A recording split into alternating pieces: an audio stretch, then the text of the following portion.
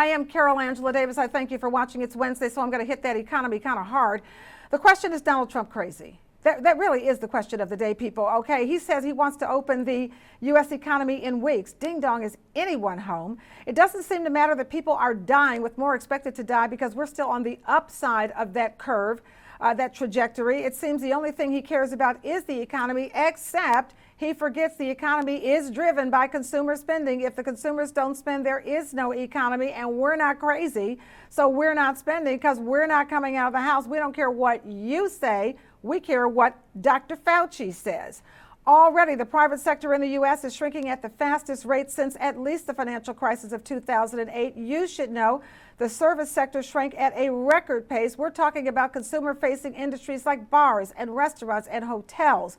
Also, factories had the worst month since the financial crisis over a decade ago. That's either linked to weak client demand or lost exports or supply shortages, and we all know what that does to jobs. Let's just keep that real, okay?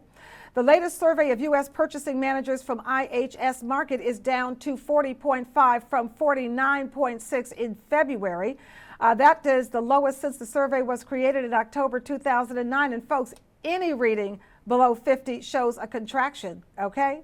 And that brings me to our slay word, feckless, for irresponsible. Donald Trump is a feckless leader, period, okay?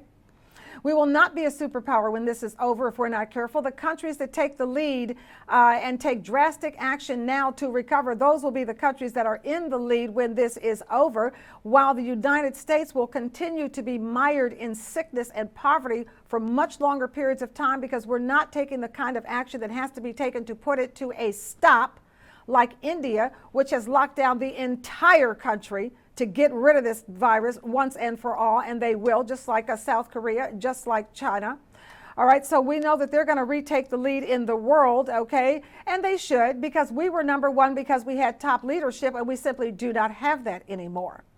All right, the president and the Republicans who follow him are so out of touch with reality. It's just astonishing that they think it's okay to reopen the country without the blessing of the Centers for Disease Control and Prevention.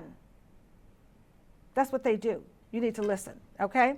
Trump said our country was not built to be shut down. Well, watch and see, buddy, because we're either going to shut it down ourselves so we can get better, or the coronavirus is going to shut it down for us. Either way, it is going to be shut down. And I will, for one, will not die for Wall Street, and I guarantee you Wall Street won't die for me. How about that? Early projections for the toll of the coronavirus here in the United States suggested it could lead to hundreds of thousands of deaths, people. And guess what? That's even at the lowest end of the ranges of estimates. So you know what? Lock yourself in your house. Lock yourself down. Do not go outside. I don't care what Trump says. You know he doesn't know what he's talking about. Listen to Dr. Fauci.